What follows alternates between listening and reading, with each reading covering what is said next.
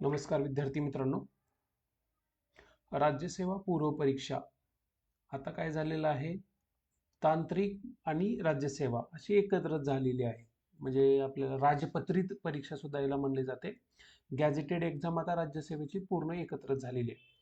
आपली जी एक्झाम होणार आहे ती आहे 28 एप्रिल 2024. आजपासून जर या एक्झामसाठी वेळ बघितला तर आपल्याकडे वेळ आहे 1 जानेवारीपासून. आपण त्या वेळ मोजायला घेतलं 1 जानेवारीपासून, तर 118 दिवस आपल्याकडे प्लॅन राहतो. म्हणजे आपल्याकडे 120-22 दिवस तुमच्याकडे आहेत, म्हणजे 4 मंथ आहेत. जर व्यवस्थित अभ्यासाला सुरुवात केली, योग्य मार्गदर्शन घेतलं, तर तुम्ही नक्कीच पूर्व परीक्षा 100% पास होऊ शकता. आणि 100% पूर्व परीक्षा पास होण्यासाठी 2 वर्ष 4 वर्ष अभ्यास केला पाहिजे असं अजिबात नाही. फक्त त्या अभ्यासाचं व्यवस्थित नियोजन आणि त्याच्यासाठी तुमचे झालेले कष्ट, ह्या दोघांचा व्यवस्थित परिपाक म्हणजेच तुमचं काय आहे पुढचं प्री पास होणं. या लेक्चरमध्ये तुम्ही काय काय बघणार आहात, याच्यामध्ये पहिलं आहे मायक्रो बुक लिस्ट ची तुम्हाला स्वतःला याच्यामधनं आणखी वेगळी तयार करायची आहे, किंवा तीच जशा फॉलो करू शकता. अभ्यासाचं नियोजन, रिव्हर्स डे प्लॅनिंग कशा असल्या पाहिजेत, पर सब्जेक्ट प्लॅन तुमचं कसं असलं पाहिजे, पीवायक्यूचं विश्लेषण कोणत्या केलं पाहिजे, आणि अधिकारी म्हणून सल्ला. आणि आपल्यामध्ये एक कृष्ण आणि अर्जुन, जसा कृष्ण आणि अर्जुन यांचं महाभारतातलं स्थान आहे, तसंच राज्यसेवा पूर्व परीक्षा ह्या महाभारतातल्या छोट्या, म्हणजे तुमच्या आयुष्यातल्या एक्झाम आयुष्यातल्या थोड्याशा भागामध्ये कृष्ण अर्जुन आपण एक बॅच लॉन्च केली आहे. त्याच्याबद्दल सुद्धा माहिती मी अगोदर देतो आणि त्याच्यानंतर आपण या सगळ्या मुद्द्यांची माहिती घेऊया. पहिला आहे कृष्ण अर्जुन बॅच, याच्याबद्दल बघूया. ही कोणाला कोणाला उपयोगी आहे. पहिला आहे राज्यसेवा पूर्व परीक्षा 2024 आणि कंबाईन प्री 2024, या सगळ्यासाठी आहे. या कृष्ण अर्जुन मेंटरशिप बॅच मध्ये कोणत्याही प्रकारचं शिकवण नाहीये, नो टीचिंग. म्हणजे तुम्हाला कुठलंही लेक्चर त्याच्यामध्ये घेतलं जात नाही. पण मग काय काय घेतलं जातं आणि कशासाठी लावायचं मग सर आम्ही. पहिला आहे तुमचा डेली, म्हणजे त्याचाच रूपांतर वीकली आणि त्याचं रूपांतर मंथली टास्क मध्ये होणार आहे. म्हणजे पर डे, दिवस, सब्जेक्ट, त्या सब्जेक्ट मधला कोणता टॉपिक तुम्हाला वाचायचा आहे. मग हे झाल्यानंतर रात्री तुम्ही वाचलात का, म्हणजे वाचलात का की नाही, का नाही वाचलं त्याचं लिहून ठेवायचं आहे. आणि स्वमूल्यांकन करायचं आहे, दररोजचं स्वमूल्यांकन तुम्हाला करायचं आहे. असं डेली तुमचा प्लॅन असणार आहे, बरोबर. हा झाला तुमचा डेली, म्हणजे तो प्रत्येक दिवसाचा प्लॅन आहे. पहिलं रिव्हिजन तुमचं, म्हणजे पहिला विस्तृत अभ्यास 40 दिवसाचा असणार आहे.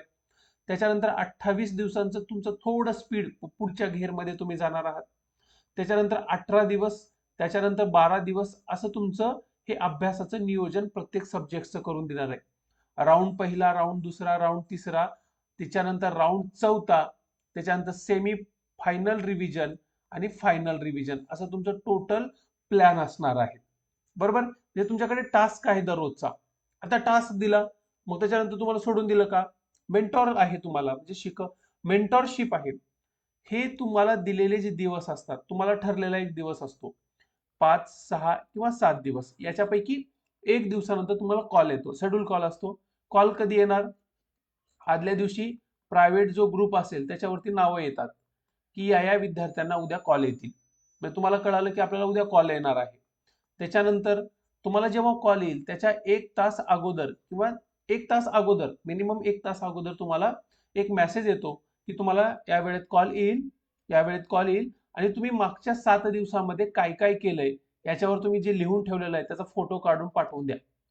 मग या सगळ्या, ह्या ज्या 3-4 मुलं असतील पर डेचे, 8 मुलं असतील पर डेचे, यांनी प्रत्येकाने आपापला काय करायचं आहे, मेसेज करून मी काय काय केलंय 8 दिवसाचं.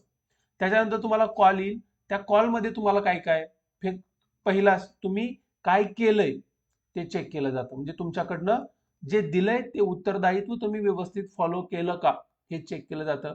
पहिलं तुमच्याकडनं काय काय केलं ते बघितलं जातं. जे केलंय ते व्यवस्थित केले का त्याच्यासाठी ओरल टेस्ट, म्हणजे तुम्हाला त्या पॉइंटवरती प्रश्न विचारले जातात. उदाहरण तुमचं पॉलिटी चालू आहे आणि पॉलिटीवरती तुम्ही भाग 5 मधलं अभ्यासताय आणि त्याच्यामध्ये राष्ट्रपती तुम्ही अभ्यासलाय, तुमच्या शेड्यूल मध्ये होतं.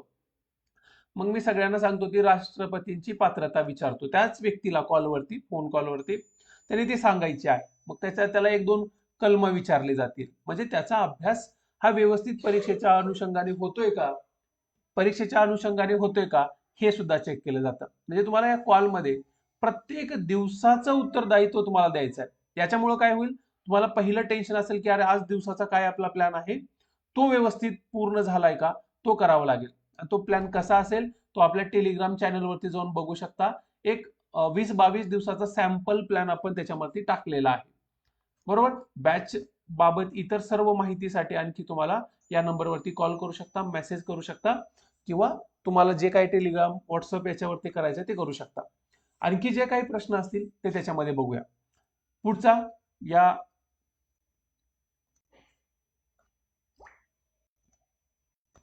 ओके, आपली टीचिंग वाली, काही जणांना काय असतं की त्यांना शिकवणारं पण बॅच पाहिजे असते, शिकवली गेलेली. राज्यसेवा पूर्व परीक्षेची बॅच आहे जी त्याच्यामध्ये व्हिडिओ लेक्चर्स आहेत, अनलिमिटेड वॉचिंग आहे, तुम्हाला प्रिंटेबल नोट्स आहेत, आणि याच्यामध्ये सगळे विषय हे जे जिओग्राफी, हिस्ट्री, पॉलिटी, सायन्स आणि इकॉनॉमिक्स या सगळ्यांचे कव्हर केलेले आहे. व्हिडिओ टोटल 150+ व्हिडिओ आहेत. तुम्ही जर व्यवस्थित त्याचा प्लॅन करून अभ्यास केलात तर तुमचं 2 ते 3 वेळेस रिव्हिजन सुद्धा होऊ शकतं. तुम्हाला एमपीएससी ग्रो टुगेदर हे आपलं जे चॅनल आहे, हे ऍप आहे, ज्याची लिंक डिस्क्रिप्शन बॉक्समध्ये दिलेली आहे, ते तुम्ही डाउनलोड करून ही बॅच चेक करू शकता. ओके, चला आता आपला हा जो मुद्दा आहे ज्यासाठी आपण हे लेक्चर घेतोय, बुक लिस्ट राज्यसेवेसाठी. बुक लिस्ट तुम्हाला चेक करा. पहिली बुक लिस्ट तुम्हाला बघायचं आहे ते म्हणजे चालू घडामोडीसाठी. चालू घडामोडी आपली एक्झाम होणार आहे एप्रिल मंथ मध्ये.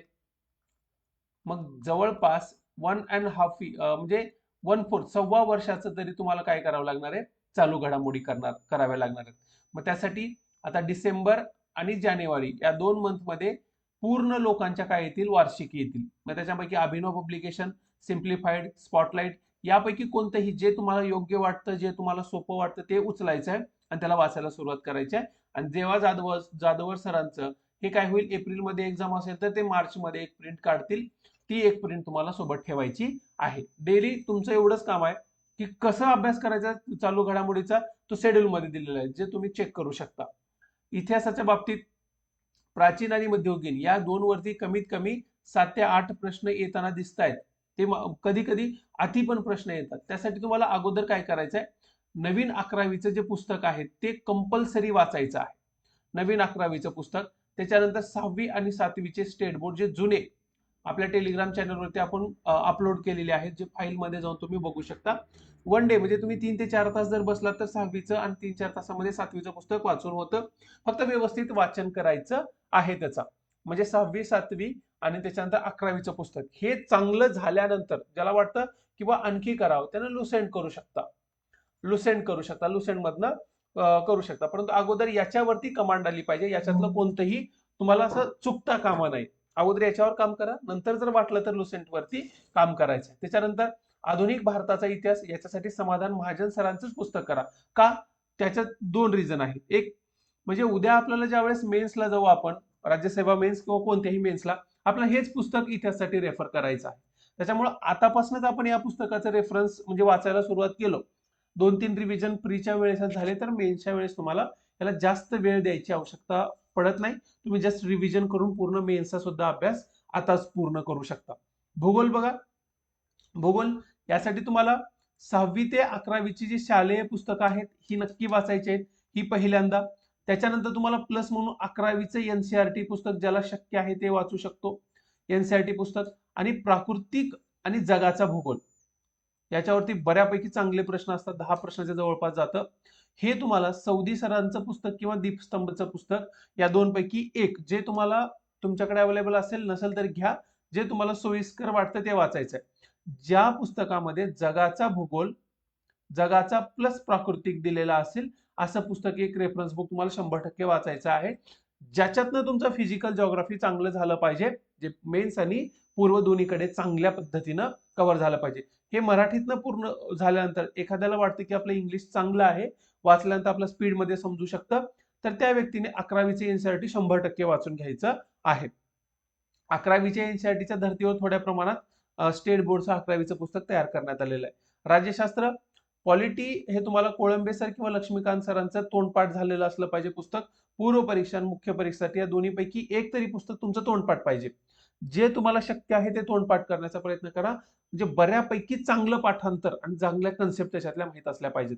पंचायत राजचं तुम्ही जे पुस्तक वाचत असाल ते एक वेळेस रिव्हिजन करून घ्या. नाही वाचलेलं नवीनच घ्यायचं असेल तर मनोज राऊत सरांचं छोटं पुस्तक आहे ते पंचायत राजसाठी एकदा डोळ्याखालून घालून ठेवा. याच्यावर येतीलच असा प्रश्न नाहीये, परंतु एक वेळेस वाचून ठेवायचं आहे. आणि कोळंबे किंवा लक्ष्मीकांत सर दोन्हीपैकी कुठलं तरी एक असं लक्षात असलं पाहिजे ते तुम्ही त्याचे तेच लेखक आणि तुम्हीच लेखक असे वाटले पाहिजेत. एवढं चांगला अभ्यास त्याचा करा. अर्थशास्त्र आणि सामाजिक विकास या टॉपिकवरती कोळंबे सर किंवा दीपस्तंभ याचं तुम्ही जे वाचन केलेलं आहे तेच पुस्तक वाचा. आणि त्याच्यानंतर दीपस्तंभचा भाग 2 मधले 3-4 टॉपिक तुम्हाला वाचायचे आहेत. आणि त्या पुस्तकामध्ये दिलेल्या ज्या योजना आहेत त्या योजनाचे बॉक्सेस वाचन करायचे आहेत. पहिले 2-3 टॉपिक थोरली सगळं वाचायचं आहे. आणि त्याच्यानंतर ज्या सामाजिक सुधारणांच्या ज्या योजना आहेत अपंगासाठी, महिलांसाठी, बालकांसाठी ह्या ज्या योजना आलेल्या आहेत त्याच्या बॉक्सेस वाचून घ्यायचे. केव्हा सुरू झाली, कशासाठी सुरू झाली, काय उद्देश आहे हे एवढं बघायचं आहे. पर्यावरणासाठी तुषार घोरपडे सरांचं पुस्तक वाचून घ्या. पूर्व परीक्षा आणि मुख्य परीक्षा दोघांसाठी तेच पुस्तक तुम्हाला रेफरन्स म्हणून ठेवायचं आहे. चांगलं वाचून आताच ठेवून घ्यायचं. विज्ञानासाठी विज्ञानाचे कमीत कमी 20 प्रश्न येतात आणि ते 20 प्रश्न तुम्हाला कशातनं बेसिक तुम्ही 12-13 प्रश्न शालेय पुस्तकातनं कव्हर करू शकता. सोबतच तुम्हाला एक पुस्तक खूप इम्पॉर्टंट आहे जे म्हणजे लुसेंट जीके मधला जो विज्ञानाचा भाग आहे तो. अगोदर तुम्ही शालेय पुस्तकं वाचा आणि त्याच्यानंतर 100% लुसेंट जीकेचा भाग वाचायचा आहे. 1-2 वेळेस शालेय पुस्तकं आणि त्याच्यानंतर 1-2 वेळेस तुम्ही लुसेंट जीकेचा जर भाग वाचायला लागलात तर तुम्हाला ते समजायला लागेल आणि व्यवस्थित पद्धतीनं तुम्ही काय करू शकता, प्रश्न टॅकल करू शकता आयोगाचे. जर तुम्हाला वाटतं तुम्ही अगोदरपासून सचिन भस्के सर किंवा अनिल कोलते सरांचं विज्ञानाचं पुस्तक वाचत असाल, जे वाचताय ते तुम्ही कंटिन्यू ठेवा.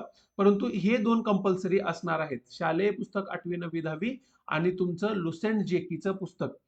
जे प्रश्न जशाच तसे म्हणजे जे प्रश्न असतात विज्ञानाचे, जे गणित येतात फिजिक्स केमिस्ट्रीचे, ते 8वी 9वी 10वी स्टेट बोर्डच्या पुस्तकातनं तुम्हाला कॉपी पेस्ट झालेले दिसून येतात. त्याच्यामुळं ह्या पुस्तकांना खूप इम्पॉर्टन्स द्यायला पाहिजे. लुसेंट जीकेचं जे पुस्तक आहे त्याच्यातलं जशाच तसं तुम्हाला कॉपी पेस्ट प्रश्न दिसून येतील. आणि हे जे वाचताय सचिन भस्के किंवा अनिल कोलते सरांचं ते तुम्ही कंटिन्यू ठेवा. PYQ अनालिसिस करत असताना तुम्हाला 2 ऑप्शन्स आहेत. सेल्फ अनालिसिस करा 2017 ते 22-23 पर्यंतच्या प्रश्नपत्रिकांचं. ते शक्य नसेल, मदत पाहिजे असेल तर द लॉजिक बुस्टर नावाचं अविनाश शितोळे सरांचं पुस्तक आहे ते तुम्ही वाचू शकता. म्हणजे तुम्ही स्वतः करत असाल ते करा किंवा मग नसेल तर शितोळे सरांचं पुस्तक तुम्ही रेफर करू शकता. हे बुक लिस्ट इतकीच ठेवा. स्वतःची फायनल म्हणजे अभ्यासाला सुरुवात करत असताना बुक लिस्ट अगोदर फायनल करा आणि बुक लिस्ट अगोदर फायनल करूनच पुढे अभ्यासाला सुरुवात करायची आहे. लिहून ठेवा. तुम्ही जिथं बसाय तिथं चिटकावून ठेवा की मी हेच पुस्तकं अख्ख्या मेन्स पूर्व परीक्षेच्या काळामध्ये वाचणार आहे, याच्या व्यतिरिक्त काहीच वाचणार नाही. हे फायनल म्हणजे फायनल बुक लिस्ट म्हणून तिथं चिटकावून ठेवा आणि त्यांनाच जास्तीत जास्त वेळेस रिव्हिजन करा. ही किंवा याच्या आधारावरती तुमची स्वतःची एक बुक लिस्ट बनवून ठेवा.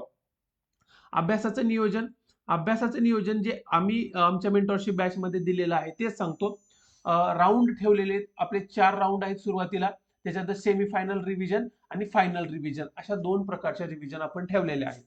सुरुवातीला जर हा जो प्लॅन आहे तो 1 जानेवारी 2024 पासून तयार केलेला आहे. म्हणजे या दिवसापासून जर सुरुवात केली तर परीक्षेच्या दिवसापर्यंत तुम्ही चांगलं एवढा अभ्यास केलेला असेल. पहिल्या राऊंड 1 मध्ये जे मेंटरशिप मध्ये सुद्धा दिलं जातं 7 दिवस सगळ्याला, विज्ञानाला 8 दिवस, पर्यावरणाला 3 दिवस. हा पहिला राऊंड आपला 40 दिवसाचा आहे. सेकंड राऊंड तसाच तुम्ही ठेवू शकता 5 दिवस, विज्ञानाला 6 आणि पर्यावरणाला 2 दिवस, असा 28 दिवसाचा राऊंड ठेवू शकता. तिसरा राऊंड हा 3 दिवसांचा, चौथा राऊंड हा 2 दिवसांचा, पाचवा राऊंड सेमीफायनल राऊंड हा 1 डे, प्रत्येक 1 day 1 revision, 1 day 1 subject revision झालं पाहिजे. तसाच आणखी एक राऊंड दिला पाहिजे फायनलचा. त्याच्या पर्यावरणाच्या ऐवजी काय केलेलं आहे आपण करंट अफेअर्स इथं टाकलेला आहे. असं जर ठेवलं तर तुमचा टोटल 108 दिवसांचा प्लॅन होतो आणि आणखी तुम्हाला 6 दिवस शिल्लक राहतात, ज्याच्यामध्ये तुम्ही वेगवेगळ्या टेस्ट सिरीज किंवा मागे पुढे तुमचा प्लॅन करू शकता. एखादा दिवस तुम्ही मागे पुढे करू शकता. याच्यामध्ये तुम्ही टेस्ट सिरीज सुद्धा ऍड करता येतात. मिनिमम तुम्ही 6 तरी टेस्ट सोडू शकता. एखादा सब्जेक्ट जर लवकर कव्हर झाला तर त्या दिवशी तुम्ही टेस्ट ऍड करू शकता. म्हणजे बेसिक तुमचा अभ्यासाचा आणि पर सब्जेक्टचा प्लॅन तयार झालेला असला पाहिजे. असा एक तुम्ही संदर्भ म्हणून आम्ही जे रिव्हिजन बॅच मध्ये आमच्या ठेवलेलं आहे तसं तुम्ही ते वापर करू शकता, जे आपल्या मेंटरशिप बॅच मध्ये सुद्धा हा प्रोग्राम आहे. पीवायक्यूचं विश्लेषण तुम्हाला दिलेले आहे 2 ऑप्शन्स. एक पहिला ऑप्शन आहे की तुम्ही स्वमूल्यांकन करा, स्व अनालिसिस करा, नसेल तर अविनाश उतर सरांचं पुस्तक तुम्हाला सांगितलेलं आहे. आणखी कृष्ण अर्जुन बॅच बद्दल जर बोलायचं म्हणलं तर तुम्हाला जे काही विचारायचं असेल तर अधिकारी मार्गदर्शन अधिकारी तुम्हाला 100% मिळत जाणार आहेत. आणि तुमच्या प्रत्येक शंका जे मी स्वतः सगळ्या गोष्टी केलेल्या आहेत, ज्या 2016 पासून अभ्यासाच्या एरियात, म्हणजे कंबाईन असेल, त्याच्यानंतर राज्यसेवा असेल, आतापर्यंत राज्यसेवेच्या 2016 पासून ते 2022 पर्यंत सर्व ज्या परीक्षा दिलेल्या आहेत त्याच्यापैकी 5 इंटरव्ह्यू दिलेत. म्हणजे बऱ्यापैकी अनुभव आहे, तुम्हाला तो मदत होईलच. आणि अधिकाऱ्यांचा अनुभव किंवा स्व अनुभवातनं थोडी तुम्हाला मदत मिळाली तर तुमच्या परीक्षेला 100% तुम्ही काय होऊ शकता, प्री पास होऊ शकता. आणि प्री पास झाल्यानंतर तुम्हाला मेन्सला आणखी चांगल्या पद्धतीने टॅकल करण्यासाठी आपण मदत करूया. जे काही असेल या नंबरवरती तुम्ही मेसेज करू शकता किंवा टेलिग्रामवरती कॅपिटलमध्ये MGT टाका, ऍडमिन स्मॉल लिपीमध्ये 1 हे जरी सर्च केलं तरी तुम्हाला मेसेज करण्यासाठी मदत मिळू शकतं. टेलिग्रामची लिंक, ऍपची लिंक डिस्क्रिप्शन बॉक्समध्ये दिलेली आहे. Okay, thank you.